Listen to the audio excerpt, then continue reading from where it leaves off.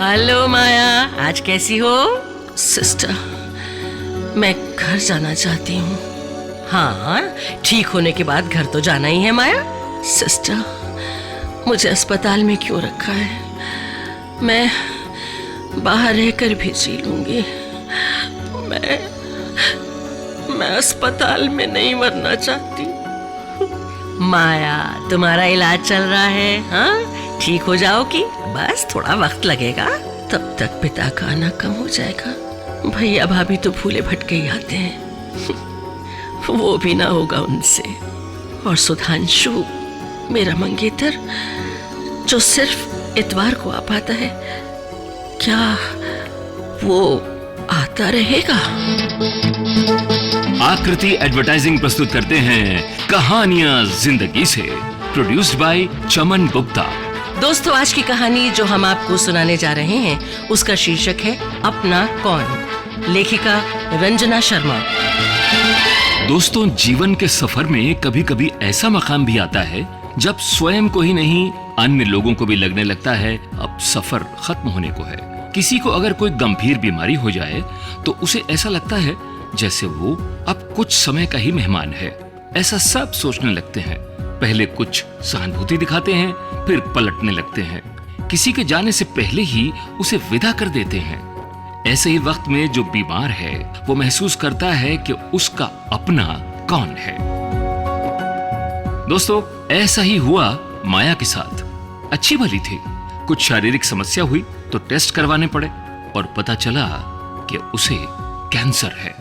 माया को विश्वास ही नहीं हो रहा था। वो तो अपने को बिल्कुल स्वस्थ मान रही थी। बस कभी कभी थक जाती थी और कभी कभी चक्कर तो आते रहते थे। बस इतनी सी बात थी जो दूर तक निकल गई। कैंसर अस्पताल में पिछले 1 महीने से है माया। सरकारी अस्पताल है, फिर भी माया के पिता पर खर्चे का बोझ बढ़ने लगा।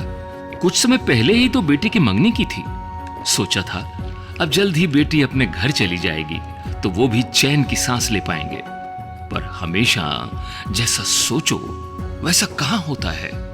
माया बिस्तर पर पड़े पड़े सबके चेहरे पढ़ती रहती। पापा की चिंताओं को भी समझती है। भैया को भी चिंतित देखा माया ने।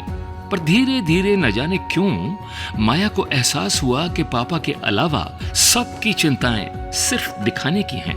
माया बीमारी से लड़ रही थी, पूरी कोशिश कर रही थी, पर रिश्तों में आते बदलाव से आहत होने से अपने को रोक नहीं पा रही थी।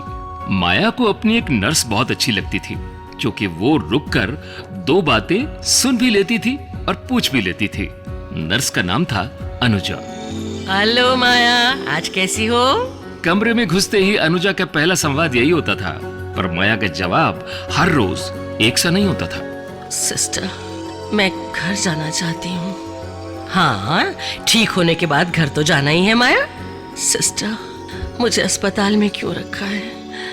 मैं बाहर रहकर भी जी लूंगी। मैं अस्पताल में नहीं मरना चाहती। माया रोने को हो जाती। अनुजा उसे बहलाती, समझाती थी, कहती थी, माया, तुम्हारा इलाज चल रहा है, हाँ? ठीक हो जाओगी, बस थोड़ा वक्त लगेगा। नर्स की बात सुनकर माया बुदबुदाती। तब तक पिता का आना कम हो जाएगा। भैया भाभी तो भूले भटके ही आते हैं। वो भी ना होगा उनसे। और सुधांशु, मेरा मंगेतर, जो सिर्फ इतवार को आ पाता है, क्या वो आता रहेगा? समय बीत रहा था। माया अपने को लाचार पाने लगी थी। अस्पताल उसे जेल की तरह लग रहा था। वो भाग जाना चाहती थी। अपने बालों को झड़ते देख वो रोने लगती। वो पहले की तरह जीना चाहती थी, पर ऐसा हो नहीं पा रहा था। माया हर अपने के व्यवहार में परिवर्तन होते देख रही थी। पिता ने कहा, बेटी, यहाँ सब डॉक्टर नर्स तुम्हारी देखभाल अच्छी तरह कर रहे हैं। मैं हर रोज आकर क्या करूंगा? सोच रहा हूं कोई पार्ट टाइम जॉब ही कर लूं। हर छुट्टी के दिन मैं आऊंगा। माया पिता के दर्द को समझती, पर अपनी असहाय अवस्था के कारण कुछ कह नहीं पाती। अब पिता भी सप्ताह में एक ही दिन आते हैं।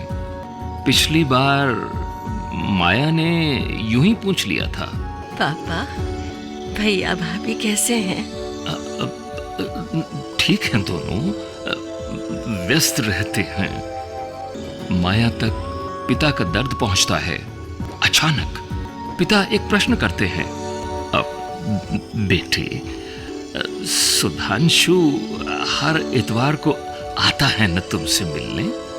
माया कह बैठती है, हाँ, आते थे, पर अब मैंने ही मना किया है हर रविवार को आने से। पापा, इस अस्पताल तक पहुंचना आसान कहाँ है?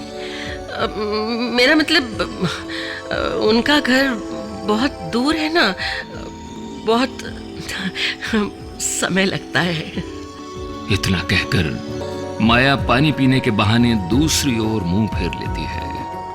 आंखों से गिरते पानी को वो पिता से छुपाना चाहती है। पिछले रविवार को सुधांशु ने जो कहा था वो माया ने दोहरा दिया था। उसी वक्त सिस्टर अनुजा कमरे में आती है। सब देखती है और समझती भी है, पर कुछ बोलती नहीं। जब अगला रविवार आया तो माया दिन भर सुधांशु का इंतजार करती रही। वो नहीं आया। ये इंतजार दूसरे रविवार तक खिंच गया, पर माया अकेली ही रही। शाम को माया का डिप्रेशन बढ़ जाता। अनुजा उसे समझाती, वो एक सहेली की तरह पेश आती। अनुजा एक दिन माया से बोली, तुम डायरी लिखती हो ना? अच्छा करती हो। मन की बात निकल जाए तो मन हल्का रहता है। कुछ दिन बाद माया अनुजा को डायरी पढ़ने को देती है। पढ़ते पढ़ते अनुजा एक जगह पर रुक गई। अनुजा उस पन्ने को बार बार पढ़ती है। माया ने लिखा था, मैं एक नदिया थी, अविरल बहने वाली। आज कुछ चट्टानों के बीच घिर गई हूं। एक छोटी सी दरार भी हो तो निकल जाऊं। दूसरे पन्ने पर लिखा था, सुधांशु, मैं जानती हूं तुम दूर होते जा रहे हो। कोई बात नहीं, आखिर मैं कौन हूं तुम्हारी? एक मंगेतर ही तो। और फिर एक बीमार औरत के साथ भला कौन रहेगा? और आखिरी पन्ने पर लिखा था, आज भी इंतजार करती रही, तुम नहीं आए। पापा आए, उनको देखकर ही लगा जैसे वो टूट चुके हों। थोड़ी देर में बता ही दिया उन्होंने कि तुमने और तुम्हारे माता पिता ने मुझसे मंगनी तोड़ दी है। हाँ, मुझे दुख हुआ, पर ठीक किया तुमने। अभी मैं अपने को शीशे में देख ही नहीं पा रही हूँ। सब बाल झड़ गए हैं। सुधांशु, अब तुम नहीं आना। अनुजा चुप थी और माया भी। चुप्पी तोड़ी अनुजा ने, माया, अब अस्पताल से तुम घर जा सकती हो। बाकी इलाज घर पर ही रहकर करवा सकती हो, जब तक कोई इमरजेंसी ना हो। मैं तुम्हारे पापा से भी कहूंगी। माया रो पड़ी। सिस्टर, मुझे नहीं जाना घर, नहीं जाना। अरे, तुम ही तो अस्पताल से जाने की जिद कर रही थी। हाँ, मुझे अस्पताल में नहीं रहना और घर भी नहीं जाना। माया, अगले 2 दिन बाद मैं छुट्टी पर घर जा रही हूँ, करीब 1 महीने के लिए। ओह, आप भी मुझे छोड़कर जा रही हैं सिस्टर? तुम्हें छोड़कर नहीं माया, ये छुट्टी तो बहुत पहले से सैंक्शन कराई हुई थी। सिस्टर अनुजा, आपका घर कहाँ है? उत्तराखंड में, पहाड़ी जगह है। अच्छा, और आपके घर में कौन कौन है? मेरी माँ और भाई। माया चुप हो गई। उस दिन शाम को जब ड्यूटी ऑफ हुई तो अनुजा फिर माया के पास आई। माया अनुजा को देखकर खुश हुई। क्या आप डबल ड्यूटी कर रहे हैं? नहीं माया, मैं हॉस्टल ही जा रही थी। तुमसे कुछ कहना है तभी तुम्हारे पास आई हूँ। सिस्टर, मैं समझी नहीं। तुम्हारा साथ मिले तो मैं अस्पताल से छुट्टी करा सकती हूँ तुम्हारी। हाँ वो तो है, पर सिस्टर मैं घर नहीं जाना चाहती। मेरी भी माँ होती तो शायद चली जाती। माया मेरी माँ है ना? जी हाँ, तुम मेरे साथ चलोगी माया। मैं तुम्हारी बहन ही तो हूँ। सिस्टर कहती हो ना। देखो, मेरी माँ से तुम्हें उतना ही प्यार मिलेगा जितना वो मुझे करती है। क्या? सच? सच ऐसा हो सकता है? क्यों नहीं, तुम्हारे पापा से मैं इजाजत ले लूंगी। पहाड़ी आबो हवा में तुम अच्छा महसूस करोगे। माया अचानक खुशी से रो पड़ी। सिस्टर। अनुजा ने उसे गले लगा लिया और ऐसा ही हुआ। 1 महीने बाद अनुजा ड्यूटी पर लौटी तो माया साथ नहीं आई।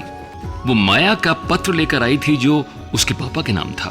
अनुजा ने खुद जाकर वो पत्र दिया और उस पत्र में लिखा था, पापा प्रणाम, मैं अच्छी हूँ और अच्छी हो रही हूँ। यहाँ मुझे माँ मिल गई है। हाँ, और एक छोटा भाई भी। सिस्टर जैसे ही हैं दोनों, प्यार करने वाले। हाँ, आपको विश्वास नहीं होगा, मैं माँ के काम में हाथ बटाती हूँ, भाई को पढ़ाती हूँ, मैं खुली हवा में सांस ले रही हूँ। पापा, जीवन के इस घटक ने मुझे बहुत कुछ सिखा दिया है। यही कि अपने खून के रिश्ते वाले ही हों ये जरूरी नहीं। अपने तो वो होते हैं जो निस्वार्थ भाव से आपके साथ हर घड़ी खड़े रहते हैं। मैं आज अपनों के बीच हूँ। नहीं जानती पापा कितना वक्त है मेरे पास, पर हाँ, अब मैं जी रही हूँ। आपकी बेटी माया। पत्र पढ़कर पिता के मुंह से सिर्फ ये शब्द निकले, अनुजा, मैं तुम्हारा ऋणी हुआ बेटी, ऋणी हुआ। दोस्तों, अपने वो नहीं होते जो रिश्तों को बोझ की तरह ढोते हैं। अपने तो वो होते हैं जो किसी रजिस्टर्ड रिश्ते के ना होते हुए भी सुख में दुख में आपके दिल के करीब आपके साथ रहते हैं। कृतज्ञ माया ने तो ये सुख पा लिया है। दोस्तों, आपने सुनी आकृति एडवर्टाइजिंग की प्रस्तुति कहानियां जिंदगी से। इस क्रम में कहानी का शीर्षक था अपना कौन। हम उम्मीद करते हैं कि आपको हमारी कहानी जरूर पसंद आई होगी। पसंद आने पर लाइक करें और हाँ, अगर आपने चैनल को सब्सक्राइब नहीं किया है तो आप जल्दी से चैनल को सब्सक्राइब करें और बेल आइकन के बटन को जरूर दबाएं ताकि हमारी आगे आने वाली नई नई कहानियों की नोटिफिकेशन आपको सबसे पहले मिलती रहे। धन्यवाद।